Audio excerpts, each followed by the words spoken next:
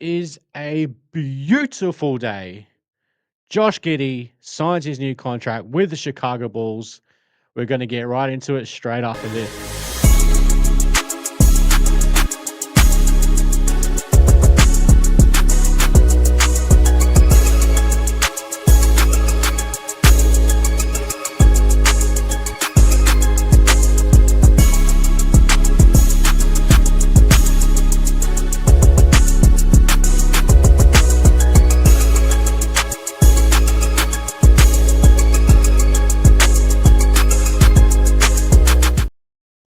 What's going on, Bulls Nation? Welcome back to another episode of the Whole Lotta Bull. I'm Troy. You can follow me on Twitter at Bulls_Troy, but you can follow the show at Whole Lotta Bull.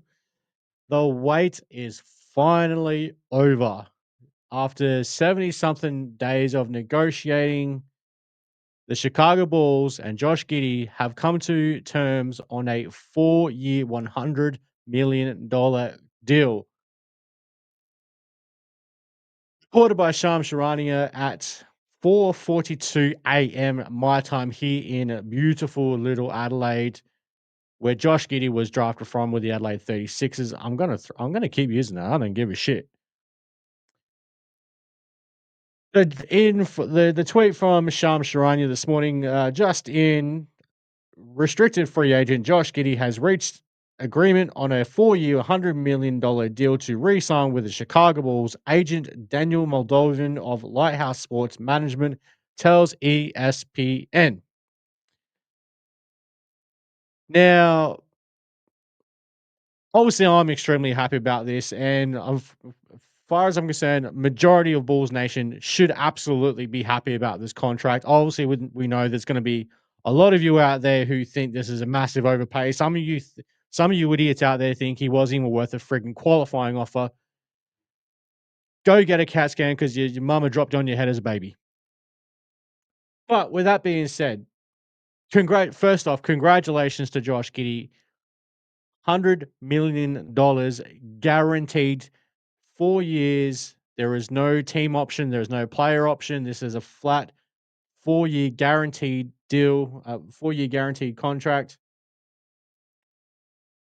Now, the reports on this deal, looking at now, Spot Rack has this has an estimated breakdown of this contract over the 4 seasons. Now, they have it on here as like I just said, as an estimate. It is not confirmed yet whether this is an ascending deal, a flat contract, or a descending deal.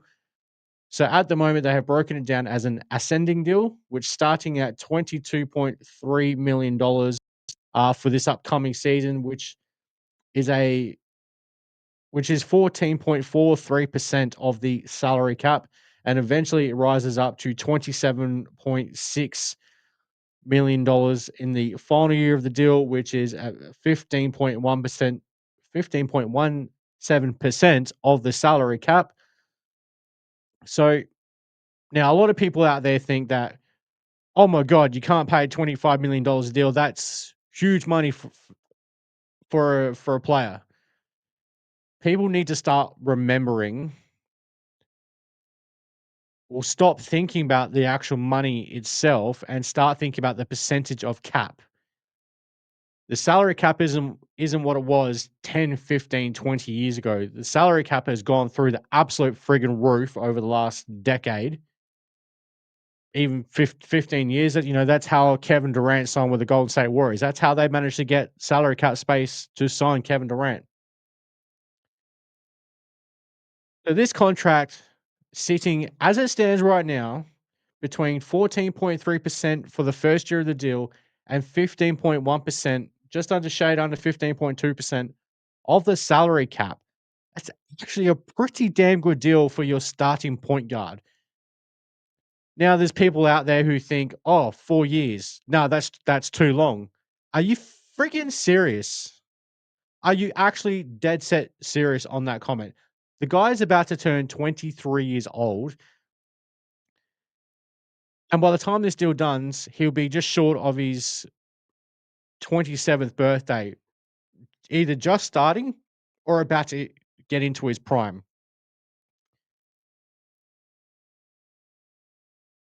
And then there's people out who say, "Oh, well, you're paying Josh Giddey this kind of money. Well, clearly he's the guy that you're building around."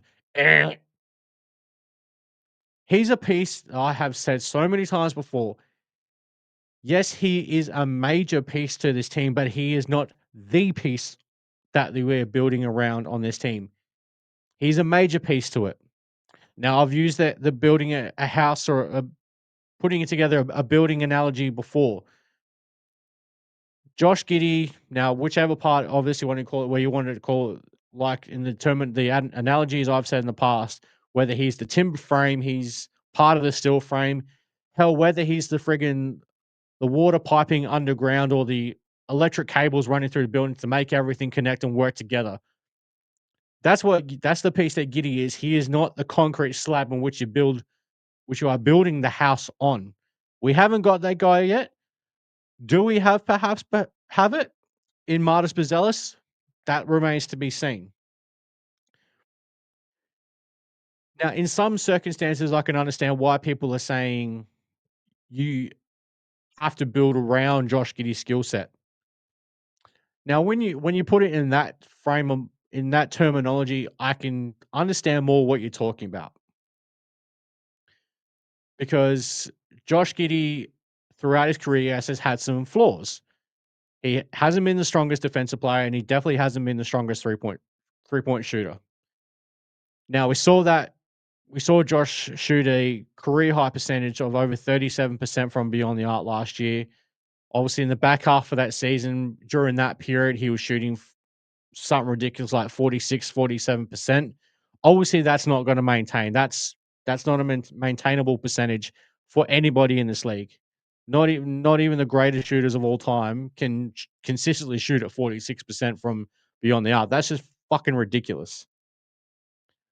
But I can Josh Giddey can absolutely maintain a shooting percentage of 37, 38%.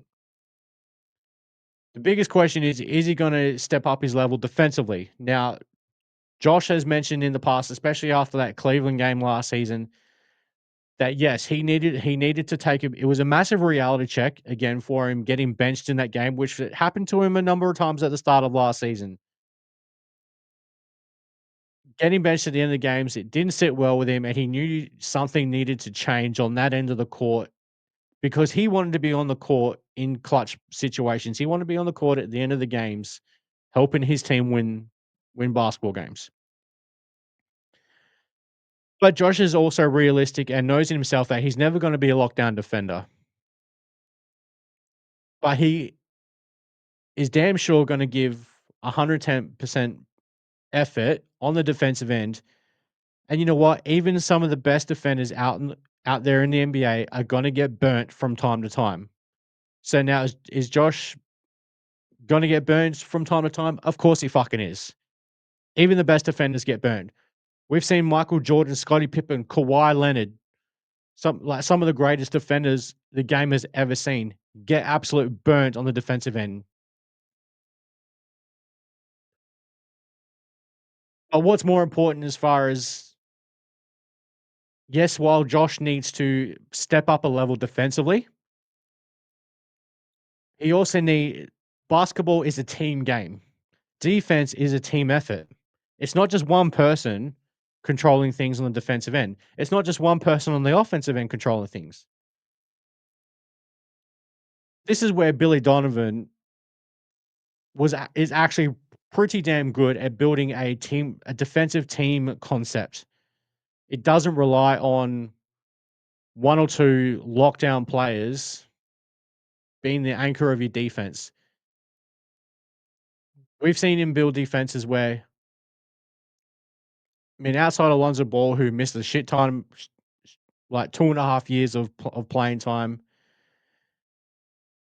While yes, we had Alex Caruso on the team, Billy Donovan can actually put together a pretty decent defense, especially when you got a not so rim protector at center in Nikola Vucevic. Now, can Nikola Vucevic do some good things one on one? Yeah, absolutely. We've seen how he plays against Nikola Jokic at times. But at the end of the day, basketball is a team sport. It's 5 on 5. It's not 1v5. So everything needs to be a team effort, and Josh Giddey is a damn good team defender. We saw what happened in that game in Los Angeles where Josh Giddey had 8 steals. Now, did some of them fall in his lap? Absolutely, they did. But some of those came from Josh being in a good team defensive position in order to get some of these steals. Is he gonna be the one who's gonna stare down the ball handler on the top of the key and be like, "Let's go, bring it one on one, and I'm gonna embarrass you. I'm gonna take the ball from you, or I'm gonna make your life miserable." He's never gonna be that type of defender ever. He knows that. We all know that. But Josh is damn sure gonna give 110% effort on the defensive end. That's just part of his. It's part of his Australian DNA. Now, also remember coming into last year. Now everyone goes on about the slow start, or people want to go back to that playoff series when he finished with the Oklahoma City Thunder against the Dallas Mavericks, where he got benched in that series. Frankly, he was made the scapegoat. The people say that you can't win with Josh Giddey as your starting point guard. It's a fucking ridiculous statement. It's bullshit. Josh Giddey was the starting point guard and playing out of position. He wasn't really the point guard because it was SGA's team, but he was the starting point guard for the number 1 seed in the Western Conference with Josh Giddey starting. The OKC Thunder won that first playoff series with Josh Giddey starting. And guess what? The games that the OKC Thunder lost to the Dallas Mavericks is when Josh Giddey wasn't starting. Now, I'm not saying Josh Giddey put Josh Giddey back in the starting lineup in the series, and all of a sudden they win that series and go on to win the title. I'm not saying that whatsoever. But to say that you can't win with Josh Giddey as a main piece of your team is absolute lazy thinking, to be quite frank with you. It's just pure laziness. Finally, the deal is done. $100 million over 4 years. It's a great deal for the Chicago Bulls. It's a great deal for Josh Giddey. Reports at the start of the offseason or coming out of last season was that Josh Giddey wanted $30 million a year. Now we saw that based on as we've gone over this to death, but Josh wanting the reportedly wanting $30 million a year because of the deals that were handed out to Emmanuel Quickly and Jalen Suggs and those guys. Chicago Bulls on the other ends knew that there was no cap space out there around the league, so they played the leverage game, and as they damn well should have. Interesting that they started doing it with Josh Giddey as opposed to the previous year with Patrick Williams, but hey, you gotta learn at some point, right? But they knew that there was no there was no market out there for restricted free agents. And, like, as we see at the moment, Cam Thomas is taking the qualifying offer. It looks like Jonathan Kuminga is gonna take the qualifying offer from the Golden State Warriors, and no one knows yet what the hell's going on with Quentin Grimes. Is he gonna go back to Philadelphia? Potentially, but looks like it may be on the qualifying offer. And I did say last week that of all the 4 restricted free agents, I thought Josh Giddey was gonna be the only one who signed an actual contract, and here we are. Now, obviously, Kuminga and Grimes are still yet to come to some sort of agreement on whatever their contract may look like. Josh Giddey is the one who has signed a proper contract, 4 years, $100 million. Let's fucking go. But of course, Josh has his haters out there who think this is an overpay, who think there's too many years on the contract. Brian Kelder, I'm looking directly at you, my man. 4 years is not too long. It's almost like some people are thinking, and I'm not saying Kelder is saying this, casual Kelder is saying this one in general, because well, yes, he is saying 4 years is too many. But it's not like the old max contracts back in the late '90s, early 2000s, where it was a 7-year max year contract. It's 5 years now. 5 year is a max length in contracts. 4 years is perfectly reasonable, especially for a guy who's, just about to turn 23 and is gonna be 26 going on 27 when this contract expires. Espe and for a young up and coming player who keeps developing, and when he's been put into a role that is actually best suited to his skill set, he has absolutely flourished. The only time that the times that where Josh has struggled is when he's been put into a role that is not suited to him whatsoever. Josh Giddey is not the type of player you can just go stand in the corner and take corner threes. It's not his game. His game is to create for everyone else, get his teammates involved and make them better. Now, maybe if the Oklahoma City Thunder in Josh's last season there had actually allowed that to happen properly, who knows? Maybe they might have actually won the championship last year. Well, in his last season there. Maybe right now they'd be back-to-back champions. Now, I'm not saying SGA shouldn't have the ball a lot of the time. Of course, he damn well should. He's one of the best players in the league. He's last year's MVP for Christ's sake. Worst thing, and this grinds my gears at any level of basketball with any player. I've seen it happen to my own damn kids. Putting players in a role that goes against their strengths, and you're actually putting players into a role that is actually highlights their weaknesses. Now, yes, some good can come of it, like with Josh Giddey. He got exposed with his poor three-point shooting in that Dallas series, and it wasn't great to start with, but he's kept working on it. We've seen the videos come out. And for all those who follow me on Twitter, you've seen me share the absolute shit out of the videos that have been posted on Instagram with Josh Giddey working out with J-Law B-Ball, Jordan Lawson, I think his name is. I haven't taken much notice of his name to be quite frank with you. He also is the trainer of Zach LaVine. But Josh Giddey's been putting in the work on his three-point shot, and that release has sped the hell up. Now, is he gonna come in and be an absolute sniper in the NBA? No, I'm not saying that whatsoever. But is he gonna come in and be a reliable three-point shooter and eventually become a three-point shooter that the defense must absolutely respect? I think he will. And the great part for that with Josh is it's gonna open up even more of his game. Because now the defenses have to come out and respect his three-point shot, and to be quite frank, we actually saw a bit of that last season as well. People who actually watched the games and paid attention noticed even when he struggles, were coming out and closing out on his three-point shots, and that was even earlier in the season before he started hitting the threes at a stupid hot rate.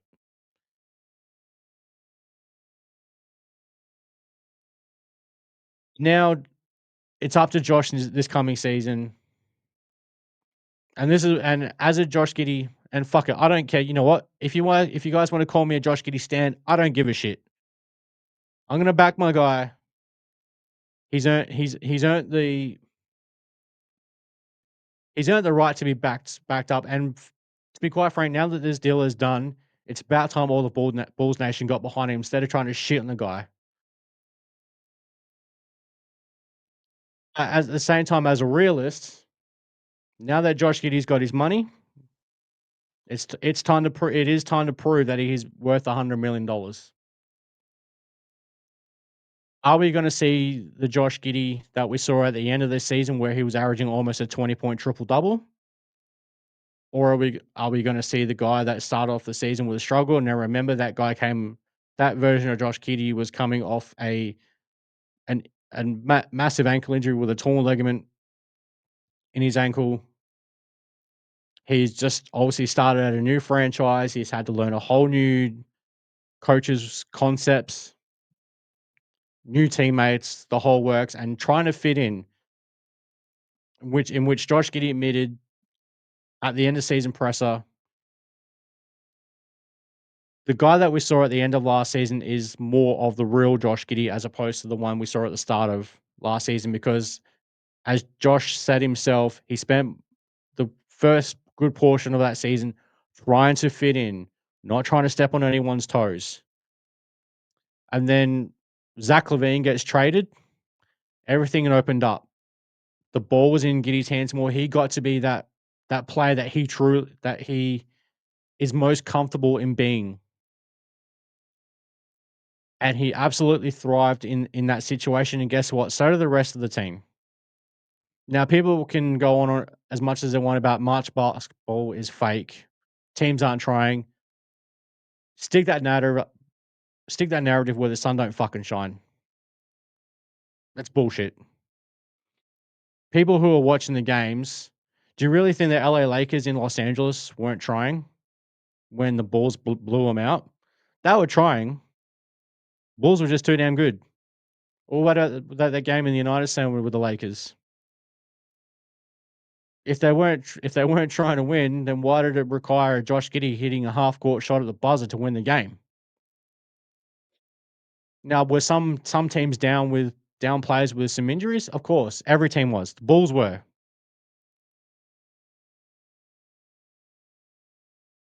But don't go giving me this bullshit that March basketball is fake. That's absolute nonsense and laziness, and a way to try and discredit what a team that's actually found a new lease on life, having moved on from a ball dominant player in Zach LaVine, was now actually free to play to the way that they truly wanted to play. Ball moving, everyone getting involved. It was beautiful basketball to watch, and they won games.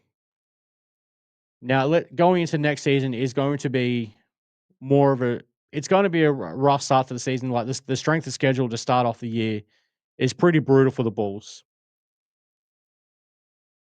So, hopefully, we get to see more of a version of the Chicago Bulls that we saw at the end of last season, going into this upcoming season. Now, what am I hoping with for Josh Giddey? Now, this is obviously a Josh Giddey video, obviously because he signed his deal. Duh. Whole point of making the video. But numbers I'm hoping and expecting from Josh Giddey, being a 25 million a year player, to put on a baseline, what I think at minimum he should be doing probably 16 points, 7 rebounds, 7 assists, probably at minimum. Now, I think he could probably push that 18 points, 8 rebounds, 8 assist numbers. And then in shooting splits, maybe he gets somewhere up towards that, that 48 to 50% from the field. And I kind of fully expected he's going to be shooting around that 37 to 39% from beyond the arc. Now, in which way does the volume of threes go up? Now, I think last season he was shooting 4.5 threes a game. Do we see that go up to 5 or 6? But at the end of the day, people also need to remember Josh Giddey's strength is not his own scoring. Can he score? Yes, he's shown that. He's shown that towards the end of last year, averaging over 20 points a game. But that's not what he does best. That's not what he likes to do best. If Josh Giddey could have it all his way, he'd probably average 14 points and probably 10 rebounds and 15 assists. Because Josh isn't about going out there for himself. He's about going out there and making his teammates better. So while the numbers I expected Josh Giddey is like 16, 7, and 7, I'm not going to rely solely on looking at the numbers to determine Josh's success. The things I'm going to be looking at is actually watching the games, and is he making his teammates better? Is he stepping up on the defensive end? And again, not trying to be a lockdown defender, but giving 110% effort. Again, like I said at the start of the show, he's going to get cooked. The best defenders do. What kind of impact can he make his defensive presence felt? Can he be a neutral on defense? Like he's probably not going to be a plus defender, but don't be a negative defender.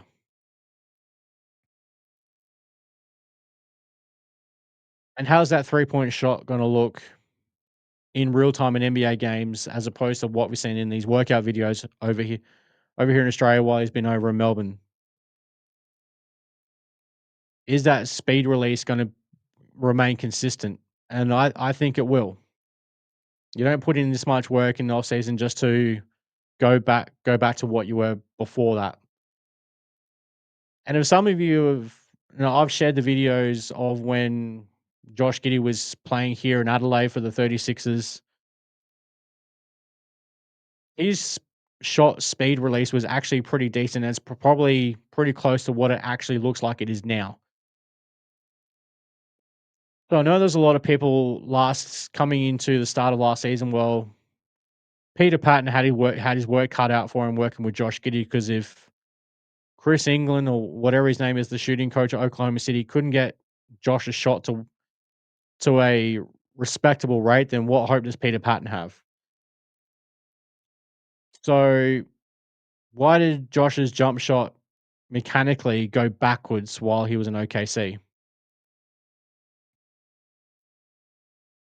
Someone explain that to me because his mechanics in Adelaide were pretty decent. The speed release was pretty decent, and then it got slowed right down while he was in Oklahoma City.